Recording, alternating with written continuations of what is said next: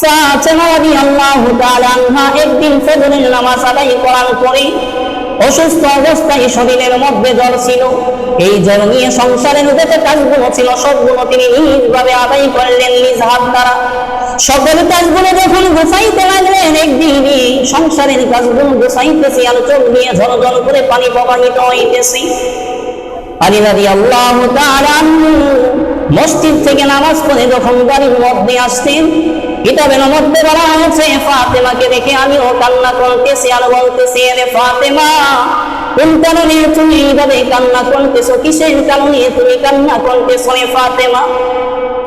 আল্লাহর নবীর কন্যা ফাতেমা রাদিয়াল্লাহু তাআলা আনহা তার স্বামীকে বলতেছে, স্বামী আমার, আজকে রাত্রে আমি দেখলাম আমার বাবাজি মুহাম্মদুর রাসূলুল্লাহ সাল্লাল্লাহু আলাইহি ওয়াসাল্লাম আমার কুবলার মধ্যে আসতেন, আমার ঘরের মধ্যে আসতেন।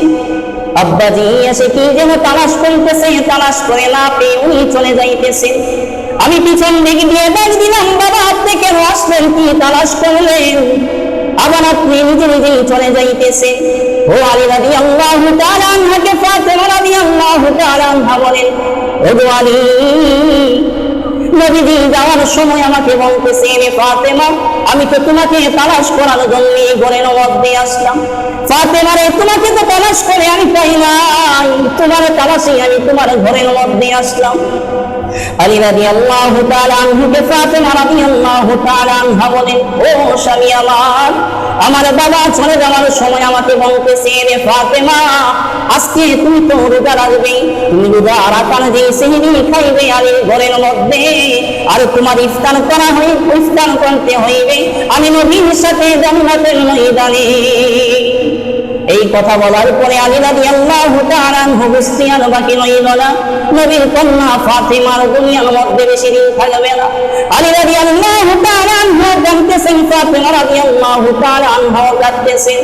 ফাতেমা রাদিয়াল্লাহু তাআলা আনহা এমন একজন সতীত্ববান মহিলা ছিলেন। আলী রাদিয়াল্লাহু তাআলা আনহুকে বলতেছেন, স্বামী আমার, আপনার বিবাহ বন্ধনে আমি আবদ্ধ হওয়ার পর থেকেই আজ পর্যন্ত আমি আপনার হকগুলো আদায় করতে পারি না।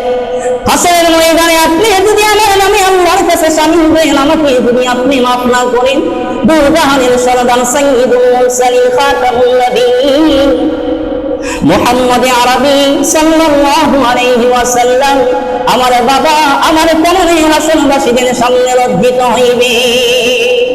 কারণ আমি কন্যা হওয়ার পরে আপনাকে দুনিয়া দিয়ে সন্তুষ্ট না করতে পারি, আপনি আমার স্বামী যদি আমার প্রতিবাদী না থাকেন, মৃত্যুবরণ করার পরে আমার বাবা আপনার কাছে লজ্জিত হইতে হইবে। ও স্বামী আমার, আমি চাই না আমার আব্বাকে লজ্জিত করার জন্য, অতএব আমি আপনার কাছে বলতেছি, আমি আপনার কাছে ক্ষমা চাই, মাফ চাই, আপনি আমাকে মাফ করে দিন। ফাতেমা রাদিয়াল্লাহু তাআলা আনহা যখন এই কথাগুলো বলতেছেন আর কান্নাকাটি বলতেছেন, আলী রাদিয়াল্লাহু তাআলা আনহু তখন বলেন, রে ফাতেমা, তুমি তো এমন একজন সুন্দরী ছিলে, আল্লাহর নবী চাইলে তোমাকে রাজপ্রাসাদের মধ্যে রাজার সন্তানদের সাথে তোমাকে বিবাহ দিতে পারত, অনেক বিত্তবান লোকদের কাছে তোমাকে বিবাহ দিতে পারত। রে ফাতেমা, আল্লাহর নবী আমাকে তোমাকে আমার হাতে তুলে দিয়েছেন, আমি অযোগ্য ছিলাম, তোমার কোনো যোগ্যতা আমার মধ্যে নাই, তোমার স্বামী হইবে এই যোগ্যতা আমার কাছে ছিল না, আল্লাহর নবী দয়া করে আমাকে দিয়েছেন। রে ফাতেমা, ও ফাতেমা, তোমাকে আমি বিবাহ বন্ধনে আবদ্ধ করার পরে আমার বাড়িতে আনার পরে কোনদিন আমি তোমাকে 2 দিন 2 বেলা ভালো করে পেট ভরে খাওয়াইতে পারি না, আমি তোমাকে যেইভাবে খেদমত করানো, যেইভাবে রাখানো, সেইভাবে রাখতে পারি নাই। রে ফাতেমা, ও ফাতেমা, হাসরের ময়দানে তুমি কিন্তু আমাকে লজ্জিত করিও না। একজন আরেকজনের কাছ থেকে মাপ চাইতেছেন, বিদায় নিতেছেন, এমন সময় হাসান হুসাইন উপস্থিত হয়ে গেলেন। বাবাও কান্না করতেছে, মাও কান্না করতেছে। কিতাবের মধ্যে বলা হয়েছে হাসান হুসাইন রাদিয়াল্লাহু তাআলা আনহুমা বাবা এবং মা যখন কান্না করতেছেন তখন দৌড়ে এসে বলতেছে, ও গো মা, কেন এটা তুমি কান্না করতেছো? বাবাও কেন কান্না করতেছে? যখন তারা বাইনা করতেন ফাতেমার কাছে আসতেন, কোন কিছু চাইতেন, আর যখন তারা হোরা করতেন আল্লাহর নবীর কন্যা ফাতেমা তখন তাদেরকে বলে দিতেন, যাও তোমার দাদার কাছে কবরের মধ্যে গিয়ে রওজা শরীফের মধ্যে গিয়ে জিজ্ঞাসা করো, আগের পূর্বের নিয়মের মতো আজকে তাদেরকে বললো আমি কেন কান্না করতেছি, আমার কাছে তুমি কোন কিছু বলিও না, যাও তোমাদের নানা জানের কাছে, ওই রওজা মুবারকের মধ্যে তোমার নানা জানের কাছে গিয়ে প্রশ্ন করো। হাসান হুসাইন রাদিয়াল্লাহু তাআলা আনহুমা দুজন যখন দেখলেন পিতাও কাঁদতেছে মাও কাঁদতেছে, দৌড়ে গিয়ে নানার কবরের মধ্যে গিয়ে বলতেছে, রে নানাজি, বাড়িতে গিয়ে দেখলাম মা ফাতেমাও কান্না করতেছে, আমার বাবাও কান্না করতেছে। কান্নার প্রশ্ন যখন করলাম কেনই বা কাঁদতেছে, তারা কোনো উত্তর দিতেছে না। রওজা ঘর থেকে আল্লাহর নবী তখন হাসান এবং হুসাইনকে জানিয়ে দিলেন, ওরে হাসান হুসাইন, তোমার মা দুনিয়ার মধ্যে আর বেশি দিন থাকবে না, অল্প কিছুক্ষণ পরে তোমার মাই দুনিয়া বিদায় হয়ে যাইবে, দুনিয়া ত্যাগ করে দিবে। অতএব তুমি এই রওজা ঘরের মধ্যে দেরি করিও না, যাও বাড়িতে তোমার মার দিকে চেহারার দিকে তাকিয়ে থাকো। আল্লাহর নবী যখন এই কথা বললেন, হাসান হুসাইন দৌড়ে বাড়ির দিকে গিয়ে বললেন, মার কাছে গিয়ে বলতেছে, ওগো মা, নানাজি বলে দিয়েছে তুমি তো দুনিয়ার মধ্যে আর বেশি দিন থাকবে না। হাসান হুসাইন কান্না করতেছে, ফাতেমা রাদিয়াল্লাহু তাআলা আনহা কান্না করতেছেন, আলী রাদিয়াল্লাহু তাআলা আনহু কান্না করতেছেন। যেই মানুষগুলোকে আল্লাহ দুনিয়াতে বেহেশতের সার্টিফিকেট দান করেছেন, এই বেহেশতি প্রাপ্ত মানুষগুলো দুনিয়ার মধ্যে বসে বসে কান্না করতেছে। আস্তে আস্তে যখন সময় যাইতে লাগলেন, বিকাল বেলা হইতে লাগলেন, জ্বরের তীব্রতা ফাতেমার গায়ের মধ্যে আরো বাড়তে লাগলেন।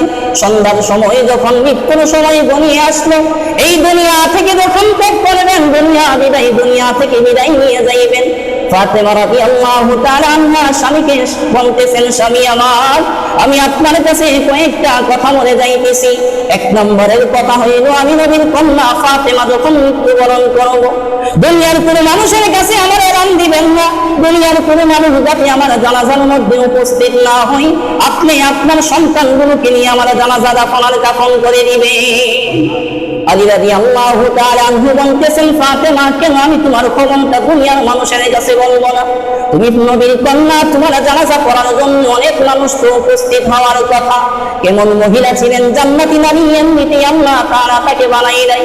ফাতেমা রাদিয়াল্লাহু তাআলা আনহা বলেন, স্বামী আমার, আমি যখন মৃত্যুবরণ করবো, আমি মৃত্যুবরণ করার পরে যখন আমাকে কাফন পরিধান করানো হইবে, দুনিয়ার মানুষ যদি জানাজার নামাজ পড়ার জন্য আসে, কাটিয়ার উপরে দিয়ে যখন কাপড়ের উপরে দিয়ে আমার দেহটাকে দেখবে, দুনিয়ার মানুষ বলা বলি করবে, নবীর কন্যা ফাতেমা এই পরিমাণের লম্বা ছিল, এই পরিমাণের মোটা ছিল। ও স্বামী আমার, আমি মৃত্যুবরণ করার পরে আমার পরিবার খারাপ হইবে, দুনিয়ার মানুষগুলো আমার শরীরের আকৃতি জেনে যাইবে, এটা আমি চাই না, এটা আমার কাছে লজ্জাবোধ মনে হয়। এই কারণে আপনার কাছে আমি ওসিয়ত করতেছি, আমি মৃত্যুবরণ করার পরে আমার কাফন দাফনের ব্যবস্থা আপনি করে দিবেন। দ্বিতীয় নম্বরের একটা কথা হইল, আমার এই দুই সন্তানকে আপনার কোলের মধ্যে আপনি রাখবেন। এইভাবে বলে ফাতেমা বিদায় নিতেছি আর বলতেছি, আমি মৃত্যুবরণ করার পরে সতীত্ব, একদম সতীত্ববান নারী যদি আপনি পান, সাথে সাথে বিবাহ করে নেবেন, আমার সন্তানগুলোকে আপনি সপ্তাহে একদিন কোলের মধ্যে রাখবেন, আদর করবেন। এইভাবে উনি বিদায় নেওয়ার পরে যখন মৃত্যুবরণ করলেন, মৃত্যুবরণ করার পরে আর খাটিয়া বহন করার মতো তিনজন লোক, এখন চতুর্থ নাম্বার লোক থেকে পাইবে। হঠাৎ করে দেখি আল্লাহ নবীর একদম সাহাবী আবু যর গফারি রাদিয়াল্লাহু তাআলা আনহু দৌড়ে আসতেন খাটিয়া বহন করার জন্য। আলী রাদিয়াল্লাহু তাআলা আনহু তখন আবু যর গফারিকে বলে, ও আবু যর গফারি, আমি তো দুনিয়ার কোনো মানুষকে বলি নাই, ফাতেমা রাদিয়াল্লাহু তাআলা আনহা মৃত্যুবরণ করেছে। আবু যর গফারিকে যখন এই প্রশ্ন করা হইল, আবু যর গফারি রাদিয়াল্লাহু তাআলা আনহু বলেন, ও আলী রাদিয়াল্লাহু তাআলা আনহুকে বলতেছে, আল্লাহর নবী আমাকে স্বপ্ন যুগে বলতেছে, রে আবু যর, আমার মেয়ে ফাতেমা মৃত্যুবরণ করেছে, আমার ফাতেমার খাটিয়া বহন করার জন্য তারা মাত্র তিনজন রয়েছে, আলী এবং হাসান হুসাইন, তারা খাটিয়া বহন করতে পারবে না, যাও তুমি যাও, আমার কন্যা ফাতেমার খাটিয়া বহন করার জন্য তুমি শরীক হয়ে যাও। যেই জন্যই আলোচনাটুকু করতেছিলাম, যখন জানাজা পড়ানো হইল, কাফন দাফনের ব্যবস্থা করানো হইল, কবরের মধ্যে নামানোর পরে যখন তারা কবর ছেড়ে বিদায় হয়ে আসবেন, এমন সময় আবু যর গফারি কবরের মধ্যে দাঁড়িয়ে দাঁড়িয়ে বলতেছে, আবু যর গফারি সাধারণ কোন একজন সাহাবী ছিলেন না, এমন একজন সাহাবী ছিলেন দুনিয়ার মানুষগুলো আবু যর গফারিকে যেই পরিমাণের চিনত, আল্লাহর নূরের তৈরি আসমানের ফেরেশতা নয় চাইতে বেশি চিনত। একদিন আল্লাহর নবীর দরবারের মধ্যে আবু যর গফারি বসা আছেন, এমন সময় জিবরাইল আমিন এসে বলতেছে, ইয়া রাসূলুল্লাহ, ইয়া হাবিবাল্লাহ, আপনার সাহাবী আবু যর গফারি সামনে দিয়ে হেঁটে যাইতেছে। আল্লাহর নবী আশ্চর্য হয়ে জিবরাইলকে প্রশ্ন করলেন, এর ভাই জিবরাইল, তুমি কিভাবে আবু যর গফারিকে চিনলে? আবু যর গফারিকে তুমি কিভাবে চিনলে? এই প্রশ্ন যখন করলেন, জিবরাইল আমিন বলতেছেন, নবীজি, দুনিয়ার মানুষগুলো আবু যর গফারিকে যেভাবে চিনে তার আখলাকের কারণে, কোরআনের সম্পর্ক তার সাথে থাকার কারণে, কোরআনের তেলাওয়াত বেশি বেশি করার কারণে আসমানের ফেরেশতারা দুনিয়ার মানুষের চাইতে আপনার আবু যর গফারিকে চাইতে আরো বেশি পরিমাণে চিনে। এমন একজন সাহাবী কবরের মধ্যে দাঁড়িয়ে কবরকে বলতেছেন, কবর, তুমি কি জানো তোমার মধ্যে আমি কাকে রেখে যাইতেছি? সাধারণ কোন মানুষকে তোমার মধ্যে রেখে যাইতেছি না, সাইয়্যিদাতুন নিসাই আহলিল জান্নাহ, এমন একজন মহিলাকে আমি তোমার মধ্যে রাখতেছি রে কবর, যিনি হলেন জান্নাতি মহিলাদের সর্দারনী। ও কবর, শুধু পরিচয় এখানেই তার শেষ হয় নাই, তিনি হলেন এমন একজন মাতা, উম্মু হাসান ওয়াল হুসাইন, আল্লাহর নবীর নাতি হাসান এবং হুসাইন রাদিয়াল্লাহু তাআলা আনহুমার মা। এমন একজন মা তিনি ছিলেন, যে হাসান এবং হুসাইন সাইয়্যিদা শাবাবি আহলিল জান্নাহ, জান্নাতের যুবকদের যে সন্তান হইবে, দুইজন যুবক হাসান এবং হুসাইনের মাকে তোমার মধ্যে রেখে যাইতেছি। আবু যর গফারি কথা বলতেছেন, কবর থেকে কোনো উত্তর আসে না। দ্বিতীয়বার আবু যর গফারি কবরকে সম্বোধন করে বলেন, রে কবর, তোমার মধ্যে এমন একজন মহিলাকে রাখতেছি, তুমি কি চিনো তার পরিচয় কি? তিনি হলেন মুহাম্মাদুর রাসূলুল্লাহ সাল্লাল্লাহু আলাইহি ওয়াসাল্লামের কলিজার টুকরা ফাতেমা। এই তিনভাবে যখন পরিচয় দিলেন, বংশের পরিচয় দিলেন, স্বামীর পরিচয় দিলেন, সন্তান গুলোর পরিচয় দিলেন, বাবার পরিচয় দিলেন, দেওয়ার পরে কবরে বলতেছেন, আল্লাহ কবরের জবান করে দিলেন। ওই কবর তখন আবু যর গফারিকে বলতেছে, রে আবু যর, আমি দুনিয়ার কোন মানুষের বংশের পরিচয় চিনি না, কে হাসান হুসাইনের মা হবে, কে জান্নাতীদের সর্দার হইবে, কোন মহিলা নবীর কন্যা হইবে, আমি কবরের কাছে প্রশ্ন করলে, আমি কবরের কাছে পরিচয় দিলে কোনো লাভ হইবে না। আমি কবর শুধু চিনি কোন বান্দার ভিতরে ঈমান থাকবে আর কোন বান্দার ভিতরে আমল থাকবে, এই দুই জিনিস যার ভিতরে থাকবে আমি কবর তার সাথে ভালো ব্যবহার করব, আর এই দুই জিনিস যার ভিতরে থাকবে না, সেই কার কন্যা আমি তা দেখবো না, সেই কার মা আমি তা দেখবো না, সেই কার স্ত্রী আমি তা দেখবো না। ঈমান আর আমল ছাড়া আমি কবরের মধ্যে আসলে তার সাথে ভালো ব্যবহার করব না।